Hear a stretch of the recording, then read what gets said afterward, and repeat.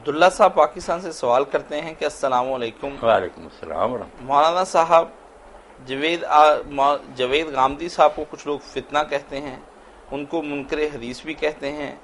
میں ان کے بارے میں آپ کی رائے جاننا چاہتا ہوں، برائے مہربانی مجھے حقیقت واضح کر دیں۔ غامدی صاحب اور اسی طرح کے دوسرے حضرات جو ہیں نا، ان کے بارے میں بس بنیادی بات یہ سمجھنی چاہیے کہ اسلام جو ہے نا وہ کہیں ہوا میں اڑتا ہوا ہم تک نہیں پہنچا کہ ہم جو جی چاہے اس کی تشریح کریں۔ خرابی کی جڑ یہی ہے کہ لوگ کتاب لے لیتے ہیں، پھر ڈکشنری کھول لیتے ہیں اور اپنی مرضی سے ان کے معنی کرنا شروع کرتے ہیں۔ اس سے بجائے اختلاف میں کمی کے اور زیادہ فتنے پیدا ہوتے ہیں۔ یہی سمجھنا چاہیے کہ جو سلف صالحین نے سمجھا قرآن سنت کو،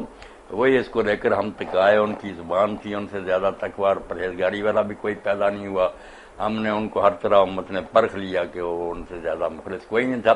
جب وہ ایک بات پر متفق ہو، تشریح قرآن حدیث کی کرتے آتے ہوں، اس کے خلاف ایک نئی رائے دینا، یہ اختلافات کو ختم کرنے کی بجائے نئے فتنوں کو جنم دینے والی بات، ان کی اصل خرابی یہی ہے کہ یہ سب سے ہٹ کرنا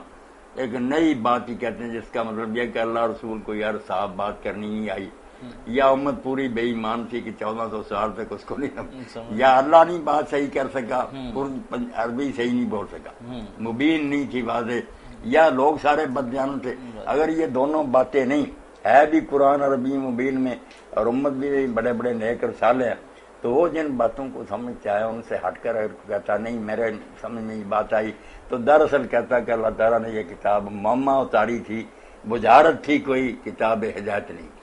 بہت بڑا تان ہے اس سے قرآن پر آتا، یہ اپنی جگہ خوش ہوتے ہیں بڑا نقطہ نکالا، مگر یہ پتہ نہیں چلتا کہ اس نقطے سے پھر دین کی جڑ کٹ جاتی ہے کہ اللہ نے یہ دین ہدایت کے لیے اتارا، لوگوں کو نہ بھول بھلائیوں میں ڈالنے کے لیے اتارا، جو اچھے لوگ بھی جن کی زبان تھی عربی وہ بھی نہیں سمجھ سکے۔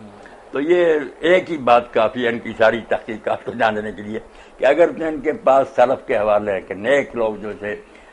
امام اور تابعین وہ یہ کہتے آئے تو بسم اللہ